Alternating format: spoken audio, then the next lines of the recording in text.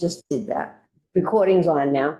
Mayor, I'm sorry, I heard you ask a question and I had not completely logged on yet. I apologize. Can you repeat? Okay, I just pushed the record button here. No, now I'm not hearing anything. Erin, can you hear us? Oh, I can hear everybody now. Apparently I just had to turn the volume up. Okay. I pushed Who the would have record. thought? I pushed the record button, so the recording has started. Yes, please. Thank you. It looks like it is recording perfectly. Okay.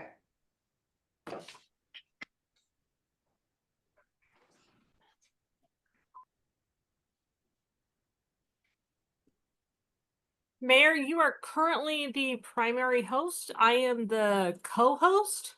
Okay. But that should not be a major problem. I just wanted to let you know. And we are not officially calling this meeting to order until 6:30. Because I guess that's what we're supposed to do. No, not I guess. I actually do know. I promise. Okay.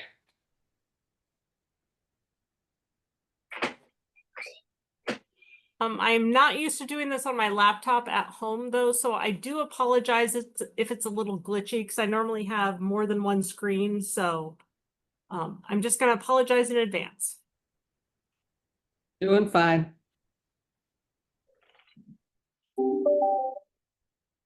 Plus, Hi, it's Anthony. 99 degrees outside, so, you know, Yeah. Okay, I the had fact that anything 6:30. works is a miracle. That's right.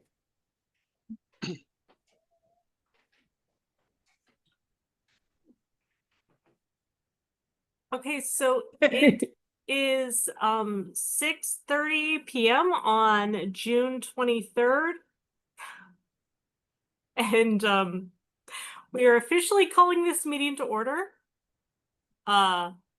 So I know that there was an expectation that we would meet a few months ago, and unfortunately, Michael Thoreau, our health department director, is currently on his way home from vacation and just absolutely running behind, had a couple issues come up.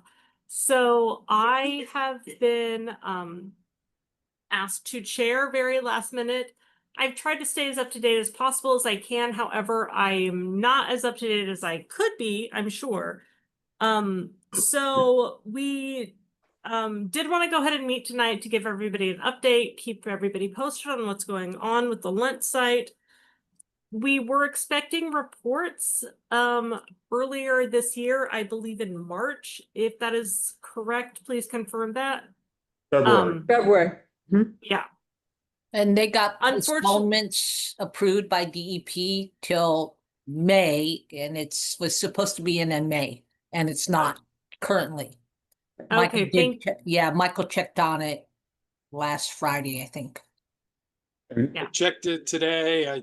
I called OTO twice last week for an update. I did not get a response. Technically, just to say that the DEP doesn't approve those notices of delay. So they don't respond really either way.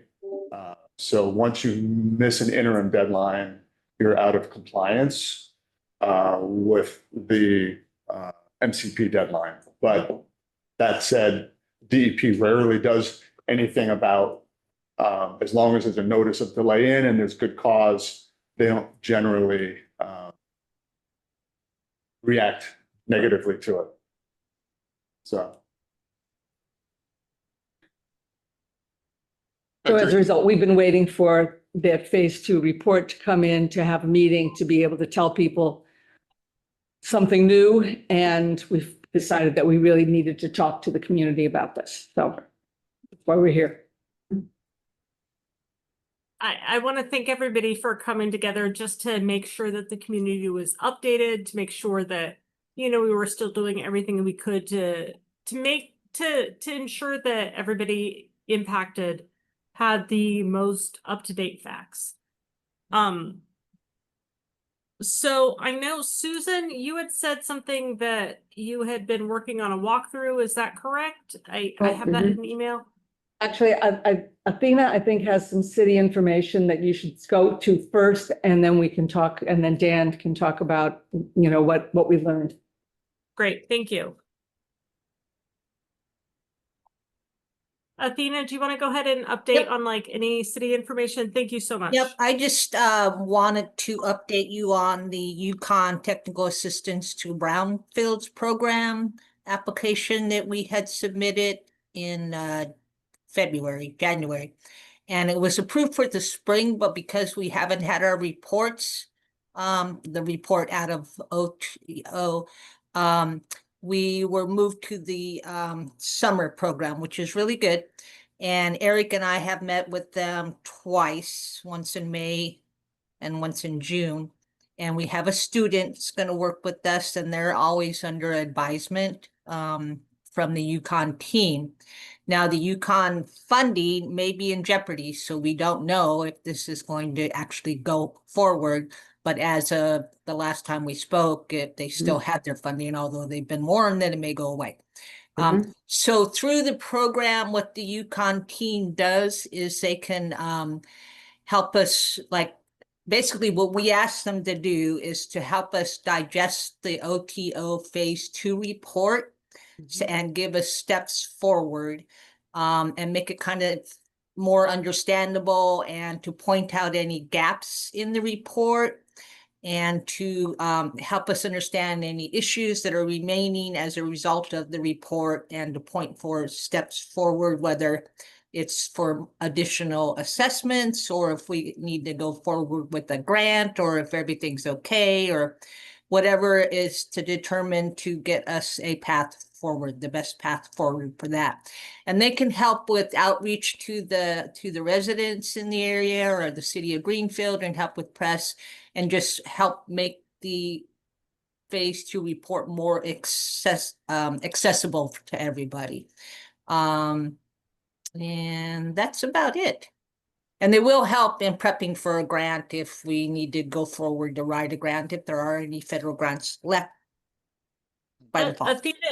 Athena, you said that the grant is potentially in jeopardy, so I'm assuming it is a federally funded grant. Is that correct? Yeah. Their program is funded through the EPA Brownfields program to provide technical assistance to municipalities. Did you get any advisement on if there are ways to advocate for the continued funding of this particular grant or program? I mean, not specifically, but it's, you know, just like all the other grants, like our brick grant that they stole from us. So right, not a lot Still is going to hoping to be get that back. helpful, unfortunately. But yeah, I mean, at the FIO meeting on Thursday, it might be a good thing to bring up, you know, for our administrators, and same thing with the brick grant and the Swiffer grant, because, you know, you never know about these things these days. Okay. If you do hear any more information about any potential, and of course we know to write to our delegation and our state and federal delegation, stuff like that. But if you do hear of anything else, please let us know. Yeah, oh, definitely. Yeah. Thank you. Yes. Aaron, I just wanted to say that then we also, Susan Wojgaftik and Dan Felton reached out to the city as the LSP for LNAG wanted to get there and take a look. So the city reached out, Aaron and I reached out to our attorney, Gordon Quinn, who sent a letter to 401 Liberty, telling them that we were going to be going in, that Dan had requested to get in there. He was very helpful in getting that done, and very responsive to that. And then Dan was able to get in, and he's going to fill you. That just happened within the last week or so. So he's going to fill you in on that, but I just want to let you know that. So Susan and I did a site visit on Friday. We started out inside the, was it CSO BHN. BHN building. We had access to the basement, which is where most of the work that was done from a passive, for the passive soil gas system. So there's not a tremendous amount to see in the basement. Just to point that out, there's, the entire basement has been sealed with concrete. There's piping beneath that concrete that is passively collecting any soil gas that builds up, and that is all vented to the atmosphere. So, and after we finished that, we walked the rest of the neighborhood. We went down Kenwood Street Norwood Street, and Norwood Street Davis. and Federal. And excuse me, Federal and then onto Forest Avenue. Correct. We looked at the monitoring wells that are existing, that are in the street. Most of those were in good condition. There was one that needs some repair, which I will notify OTO about, assuming that that's their responsibility. I did speak several times last week with Lori McCarthy at OTO about the status. And actually, it's been over the last several weeks, and they are very close to publishing the final report, the phase 2 report for us to review. But it is held up in review with 401 Liberty. So there is issues with that being released, to the, for public consumption for whatever reason. I don't believe that it has anything to do with the contamination that's at the site. From talking with Lori, things are pretty much the same as they were the last time this type of assessment was done, which was in 2020. So there's really no changes in the conclusions of that phase 2. I have to say that that's based on my conversations with her. I haven't seen the report, so I don't know if that's entirely true. But I'm sure, as Lyons knows, and the LSP's company is paid by their client, and the client is the one who ultimately has to submit these reports. And LSPs cannot submit without their client's approval. So this is kind of where it's currently held up. I was expecting actually to see the phase 2 on Friday, based on my conversations with Lori, and Friday it passed without any report. So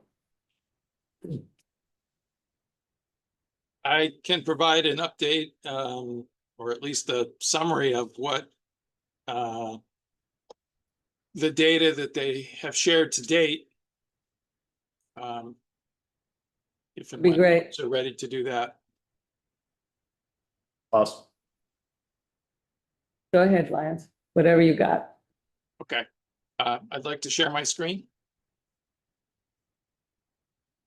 Aaron, can you help him do that? I'm sorry. Can you repeat yourself? Lions Oh, wants yes, to the share his screen. presenting. Yes, I see it. I think you should be able to share now. I apologize. As you've seen, I have a kid back here, so I'm trying to balance That's it. fine. I apologize.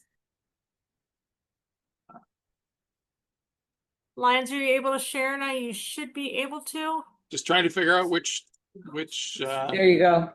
You're all set. that seems to be working. Okay. I'll just go through this briefly. So this is an overview of the entire site. The base map was created by OTO in 2022. And I'm going to zoom in to the pink area for the moment, so you can actually read some of the numbers.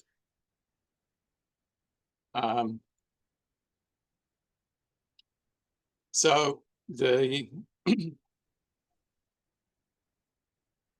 there's a small table next to each of the wells indicating the date of sampling and the concentration of trichloroethylene. This map only presents data for trichloroethylene. It's by and far the largest contaminant at the site. There are a few other chlorinated volatile organic compounds present in many of the samples, but their concentrations are orders of magnitude below the TCE, and usually when they're present, TCE is present at a much higher concentration. So this is a good summary of where the contaminants are located from a general point of view. The data presented in black lettering, such as that in the middle of the screen for MW104, is the data that was on the base map from 2002. And these are sample results from 2013, 18, and 19. No new map has been presented updating these results. So I went through and did that with each of the quarterly sampling results that have been presented by OTO in tabular form to the mayor. And those results are all in red lettering on this map. The areas where, or the boxes that have yellow highlight in them are the sample results that exceed the current use DEP standards for the site. It doesn't mean that they're okay for future use. The ones that aren't highlighted doesn't mean they're okay for some potential future use, but for the current locations of buildings and the current uses of the site, the laboratory results highlighted in yellow exceed DEP standards.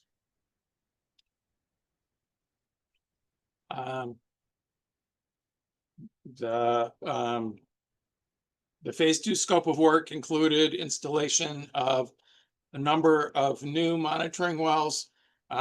Each of those are circled in blue, and they have a red monitoring well symbol inside the. Well, that's not entirely true. Some of the blue circles are around other wells that were sampled, but the well symbols that are red are the new ones, and they're given letter designations A through GHI, A through I. Most of those are shown here. There's the I wells are way out here in the ball field, south side of the ball field. The G well is down on Forest Avenue down here, and all the rest are on the Lunt property proper. The highest levels of contamination are here at well A. There's a shallow and a deep well at location A. So there's MWA and MWAD for deep. And in the shallow well, well A pretty much replaces a former well that can no longer be found or got destroyed, LS24, that had concentrations in the 17 to 18,000 ppb range. The replacement, but those are in 2012 and 13 sample results.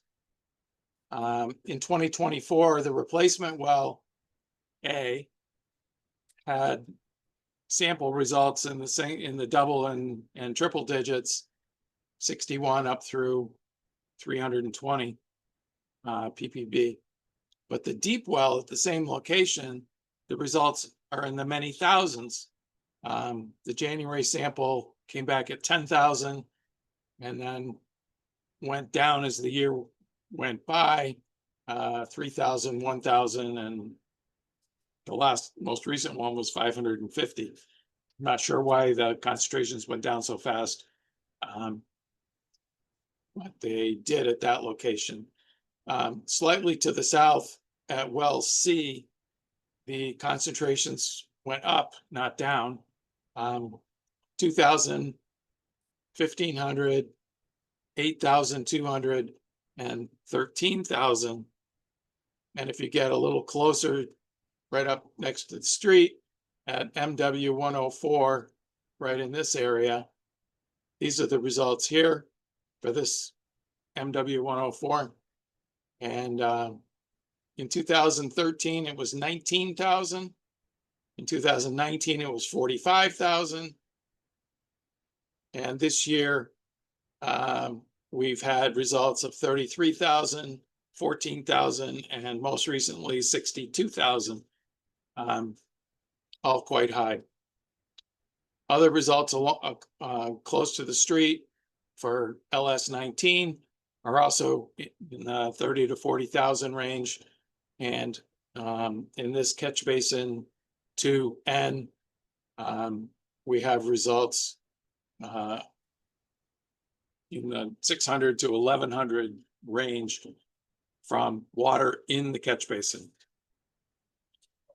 As has been discussed in the past, the storm sewer system along Kenwood Street is conveniently acting as a groundwater discharge point, and it's appears anyway to be collecting contaminated groundwater and discharging it to the west and south toward the Green River, although it's not detected once you get off of Kenwood Street.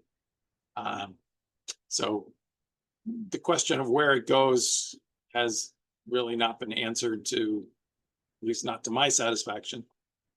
It's either leaking back into the ground or it's evaporating in the storm sewer and then coming out the catch basins into the air, or it's simply being diluted by so much groundwater, so much stormwater, that by the time we get off of Kenwood Street, it's not detectable. It's just being diluted by that much. I have some questions about that, but it's about the sum of it. So that's the groundwater results. You can see that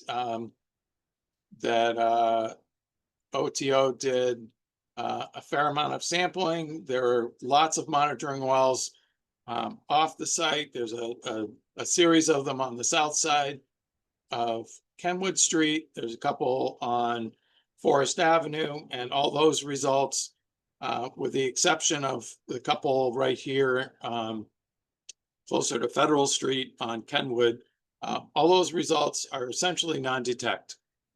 They're less than 1 part per billion. And that includes the catch basins on the south side of Kenwood.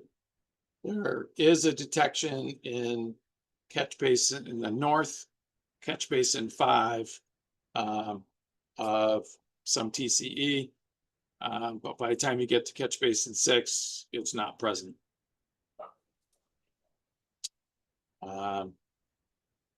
So that is the groundwater and stormwater results summary. OTO did some indoor air sampling in these 4 houses on Forest Avenue, number 9, 13, 15, and 17, and number 19. They did not detect any TCE in indoor air. They did detect a couple other chlorinated compounds, but they're not compounds that have been detected on the Lunt site. And so on the table, they're listed as being present as background. I'm curious how they're going to define background in the phase 2 report, but they're saying that there's no significant risk at those properties based on contamination from the Lunt site, because they didn't detect anything that they're detecting at Lunt at those properties. Lyons, is there anything about the indoor air on the site in terms of any of the buildings there? They did do, I have here, I think it's this one. Give me half a second. Here's the indoor air result. Oh, this is the houses. Sorry.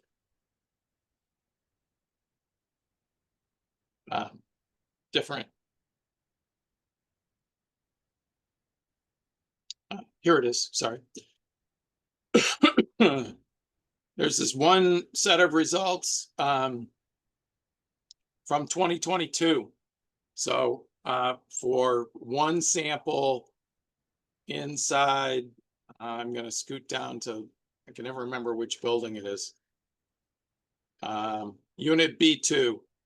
It was an indoor air sample collected here in 2022. And that's the most recent thing that they've published. There are indoor air results for unit B1 that were collected before and after they put in the passive system. I don't have those results in front of us tonight, but they should be part of the phase 2 discussion when that does come out. Are there other questions for Lyons? I've got a question. Yep.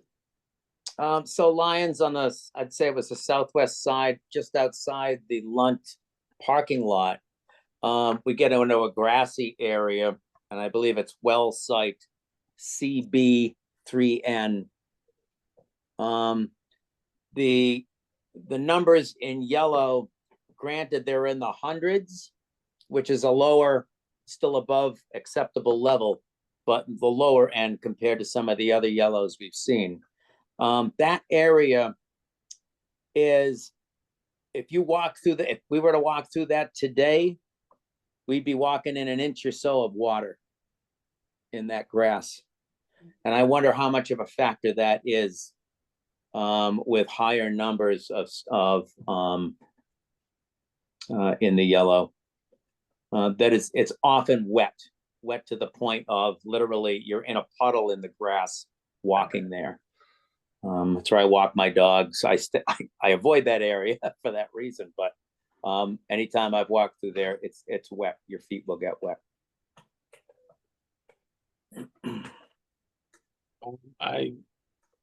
I'm looking at that and wondering, A, why it's yellow when the two numbers above are not yellow, and thinking that that might be an artifact of my drawing this map. That may not actually be correct that they're yellow. However, either they should all be yellow or none of them should be yellow, and I can't answer that question right now. I'm guessing not, because there isn't an occupied structure within 30 feet of that catch basin. Gotcha. Okay, thanks. Otherwise, they would all be yellow. Yeah, I got it. Hey, Lyons, can I add something quick? Yes, Dan. So for Matt's question, I think Matt, to be aware that that's a catch basin sample. So that's down inside the catch basin. That's Gotcha. that's not a well, and it's not the surface. So it's actually, it's picking up groundwater that's running down the storm sewer line. Okay. But also to Matt's question, if it's a catch basin and it's intercepting groundwater and there's a couple inches of standing water above the catch basin, then that groundwater is at the surface, and those concentrations are at the surface. That was, yeah, that was my concern. I don't see that understand that anywhere concern. else. Yeah. Yeah, I can say when we were out on Friday, water was down 3 or 4 feet in the Mhm. catch basins. I didn't walk in that area of the field. But my guess is if the field is wet and if you think water is that high, then the streets would be flooded at that point. So I just think that the fields don't drain very well. That's, I think, probably a pretty clear, separate issue. But the catch basin should be, representative more of the water that's running in the storm sewer itself.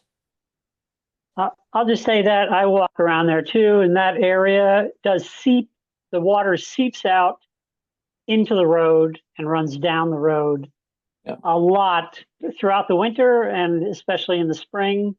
That wet area that Matt's talking about, you can see the water breaking out of the slope. There's a little gentle slope down to the road, and that weeps for weeks at a time.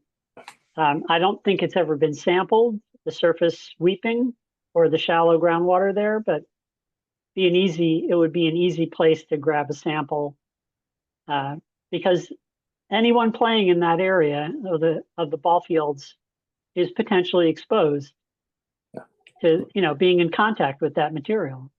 So we ought to rule that out.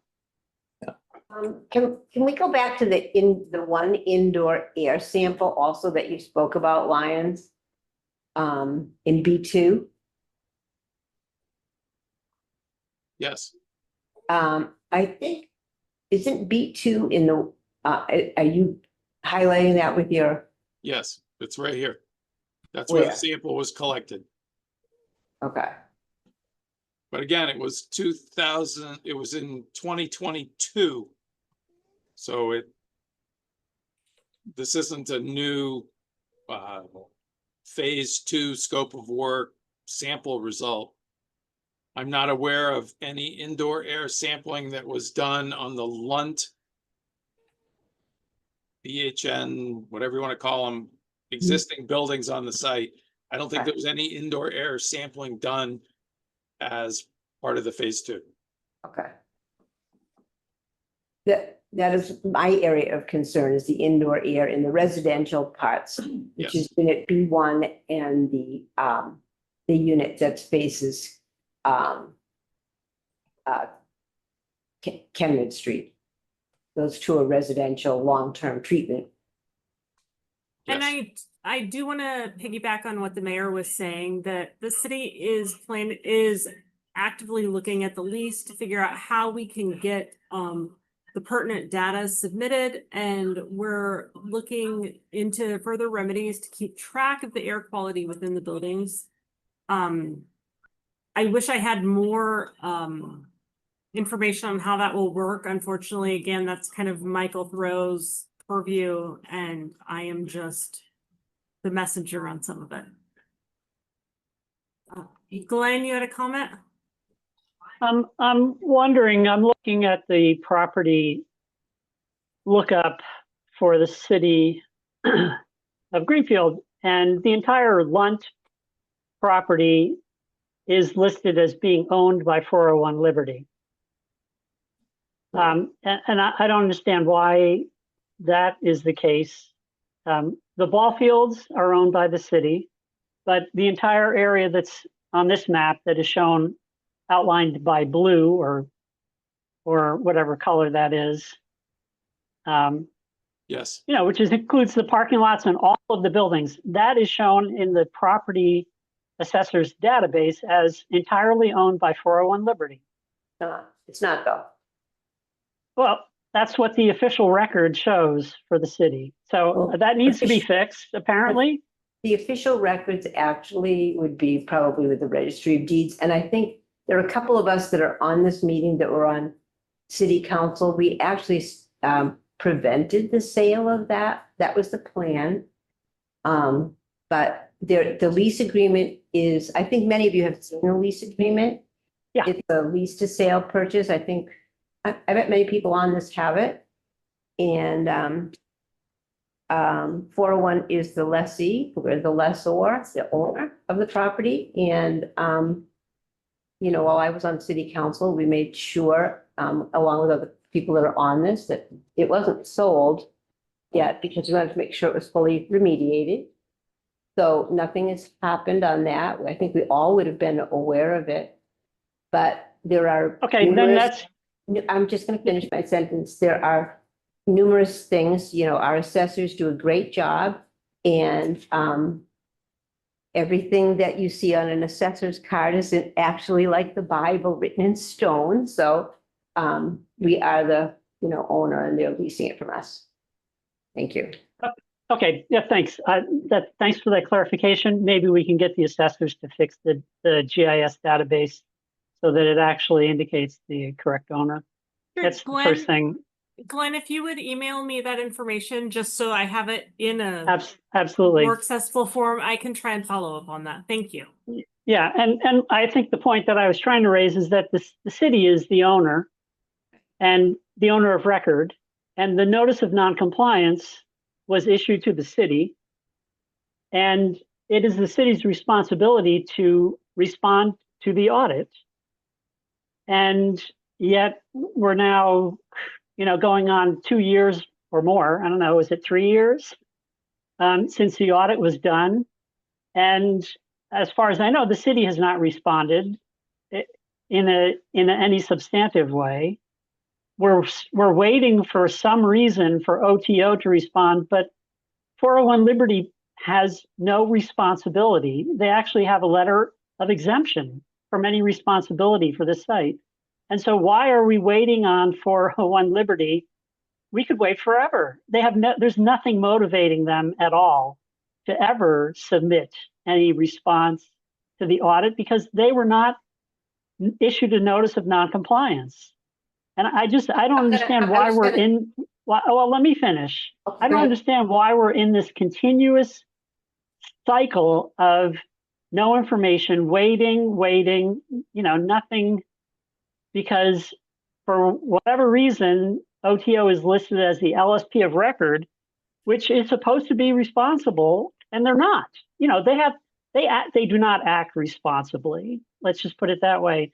And as far as I could tell, I looked through the budget, the city of Greenfield budget for this year, and I didn't see any money allocated for Lunt in the city budget. Now maybe it's hidden somewhere, but I did a search. It's a big document. I did a search, a keyword search, and Lunt does not appear anywhere in the budget. So you know, that may explain why we're waiting on somebody who has no responsibility to do a job that we're supposed to legally be conducting. And we've also, remember, the audit said that we had to identify preferred contaminant pathways. We had to, the proposal, at least that was accepted, was to do ground penetrating radar. We've never heard that any of those things have ever been done on the site. I understand that's what we're waiting for, this report, this mythical report that's going to be coming from OTO. But the Lunt Neighborhood Action Group, as the primary entity that triggered the public involvement plan designation, should have been invited to all of those activities. By regulation, by law, we should have been notified and should have been able to be there when the ground penetrating radar was done, when any of the site investigation work was done. And I'm the lead petitioner on that. I have never been contacted in advance and told of any opportunities to witness anything, to split samples, which is required by the regulations. So OTO doesn't have to follow the regulations because, again, they have a letter of exemption. They have no responsibility here. The problem is that the city is responsible, and yet the city has no control over the site. It does not designate when things are going to be done. And so it would be the city that would have to invite the public involvement plan participants, the key petitioner, the lead petitioner, myself. That has never happened. So we're in this situation that is just, it's FUBAR. It is just a mess, and nothing is going to get straightened out until the city straightens out this relationship, dysfunctional relationship with the tenant and with OTO. And I'll stop there. I will jump in and say that I understand your frustration, Glenn. This is, in my experience, a unique situation in Massachusetts. And for the last however many 15 years, 13 years that it's been, the tenant has been spending money to do assessment, and the however much they spent in the last decade or more is money that the city did not have to spend. They have dragged it out incredibly long and with no explanations. I do believe they have a desire to close the site, because once the site is closed with DEP, then under their lease agreement, they can formally purchase the property from the city and then become the owner. Getting back to the beginning of your comment. I think that is their driving impetus in this. It is slow, and I couldn't agree more with that. And if Dan is correct, we'll be seeing a phase 2 report soon, and it'll be in draft form, and we can go through it, and the city will make comments. I'm sure the neighborhood group will make comments, and we'll submit those to DEP and see what additional work we can get done to fill in the holes. And Lyons, just to also answer part of Mr. Ayer's question. You were hired by the city when I took office, and you've been paid by the city of Greenfield, haven't you? Correct. Yes, okay. And I have met with you. We have also met with the DEP on this since I've been in office to sort out the very problem that he talked about, because you can't have two LSPs record. We do have a purchase order open for Mr. Wittens, and also I think probably Mr. Felton could tell you last week that as the mayor, I made every effort to make sure, spoke with our attorney, spent time on with our attorney to make sure that Mr. Felton could get in to see the site. So we certainly are trying to get this done, and it is complicated because there is a lease agreement, but it certainly is not as if this has been ignored. Thank you. I just want to further iterate and echo what both Lyons and the mayor said, that we really are, we have talked to the lawyer multiple times about the lease agreement, because the lease is, it complicates everything. And unfortunately, it may not have been a lease that would have best lent itself to the cleanup of this property, frankly. And this predates this administration. It's unfortunate, but we really are trying to navigate it. And I've been in on the phone calls with the lawyer, and municipal government moves slower than any of us want. I'll say that. I just want to ask you a question. I can't, I'm having trouble with my functioning, but can people hear me? This is Dorothea over on Norwood Street. There's a couple things that have disturbed me, and I do feel frustrated as well with just the length of time that we're hearing the same thing. And I appreciate all the good work that everybody's doing. But it's just been frustrating because I'm concerned, I guess, not, also, about the people who are in the buildings, but about where this downriver TCE and other chlorinated byproducts or whatever are going. It just bothers me that we can't say where. It also bothers me that, when we had that, when we had Mass DEP come in and do the audit, like, he was like, well, they haven't even looked at Norwood Street side, which is the northern side, because it's not the most obvious. But what was pointed out, I think it was Mr. Ziegler, if I'm correct, but I might not be, that the water is going to go where it's where there's least resistance. So there's a lot of utility lines and whatnot, including, like, for example, there's a fire hydrant outside my house. So I'm like, what is the effect? We don't even know still 3 years later, because there's been no testing on the north side. So I find that kind of difficult to live with, because I raise my family here and grow vegetables and have chickens, etc. I'd like to jump in and answer part of your question, if I may. There was testing on the north side, some testing on the north side in the last year.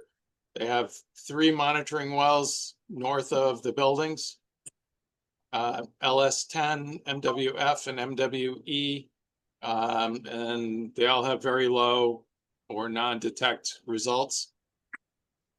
There was supposed to be a ground penetrating radar and soil gas assessment of the utilities between Lunt and Norwood Street, as Glenn alluded to earlier.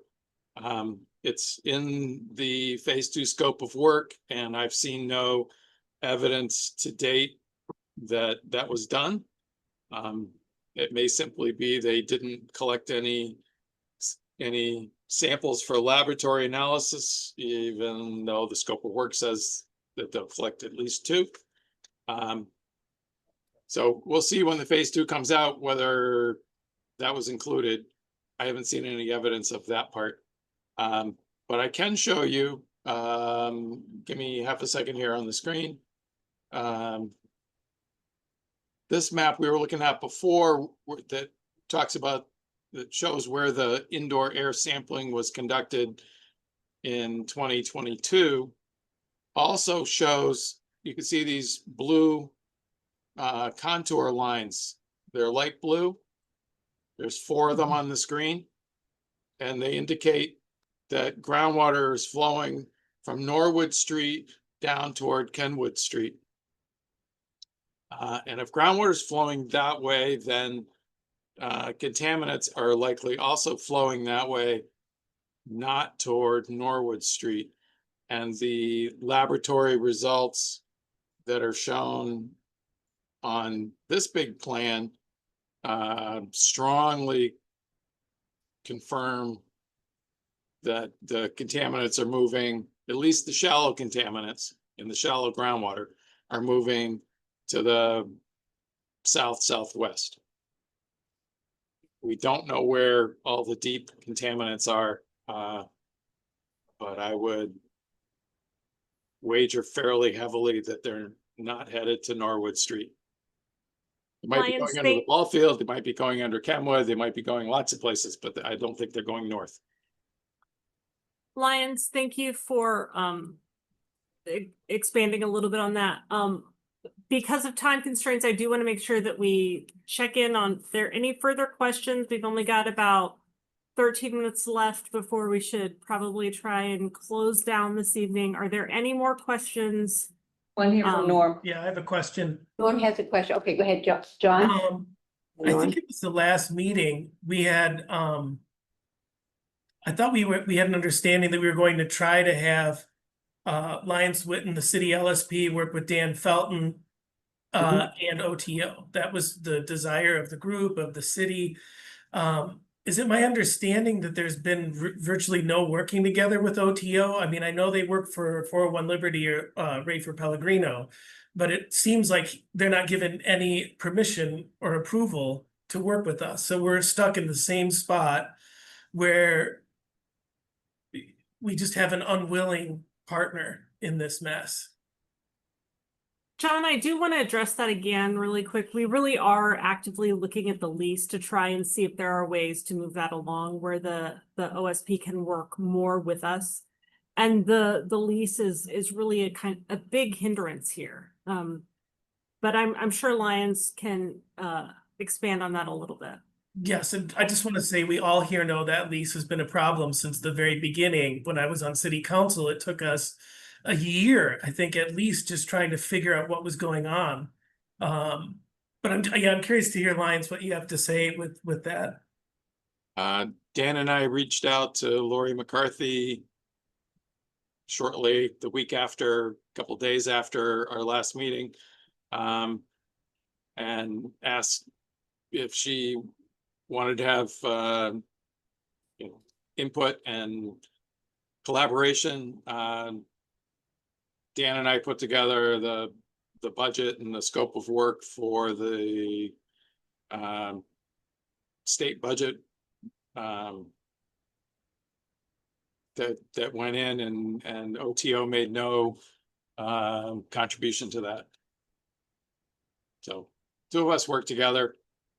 Dan did a lot of work putting the numbers together, and we collaborated on that, but OTO wasn't part of it. But they were prohibited from that. They were prohibited by their client. Yes, correct. Yes. And I think It's it's been the problem all along. Right. Right. significant that most recently we kind of pushed that button a little bit and just notified them that you were going in. I mean, that just happening, I think, is a big move in the direction of taking a little bit more control over that. And I'm going to go to Norm, who has a question as well, sitting here. Go ahead, Norm. Yeah, I'm still concerned about the lack of sensors in the buildings. Me too. Especially since you have residencies where people are sleeping there over weeks. I'll just say that I'm in full agreement with that. I think that those buildings ought to be classified as residents. DEP does not agree with us, and therefore OTO is not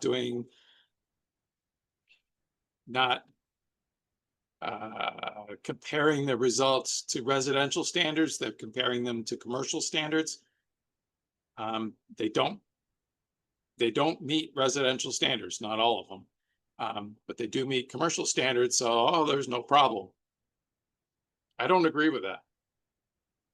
But the definition of residential in DEP's mind has something to do with, Dan, correct me if I'm wrong, it's either more than 5 years or more than 30 years. Can't you still It's something. put some sensors in either secretly or hidden away so that you can... No, we can't do it secretly, but yes, we could do an indoor air sampling project in conjunction with the city and notify them that that's what we're doing, and we'll be there on Monday or a week from Monday. We were just having those discussions with the attorney and our Board of Health and our health director just this week. Thank you.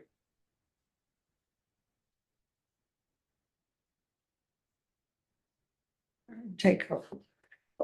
Okay, what I'd like to do, since we only have a few more minutes, is kind of talk about other next steps that we're looking at, so that everybody has an understanding of what's going to be happening. According to Senator Comerford's office, tomorrow, the Commonwealth is going to be announcing its environmental bond bill.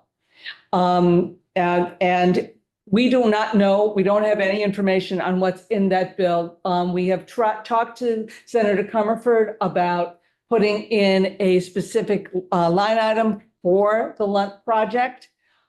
She says it is unlikely that that's going to be part of it, but she will still try, and we will still try to get that in. In addition, there will be a process of hearings and of letter writing and of getting information into the Commonwealth to make sure that they understand that this bill is important, and making sure that areas dealing with toxic waste and dealing with air quality are a part of that bond bill. So we may be asking folks to testify. We may be asking folks, we'll certainly be asking folks to write letters. And we will be getting back to you as soon as we have more information about what is happening with that bond bill. So hopefully it'll come out tomorrow. It was supposed to come out in April. It has been a while. I think part of the issue has been the chaos in the bond markets. The Commonwealth is very anxious right now, I know, about putting out things that they're going to be bonded where the interest rates are going to be extremely high. So we're still in that process. We will be getting back to you, though. Also, you should know that LNAG will be putting in another proposal to DEP to continue our monitoring process, and that'll be going in August. And so there are several steps that are happening, but I wanted to make sure that folks from the community who are on this call understand that we're going to be looking to you for some help, and we're going to be looking, and we will let you know as soon as we have that information in hand. Any questions about that?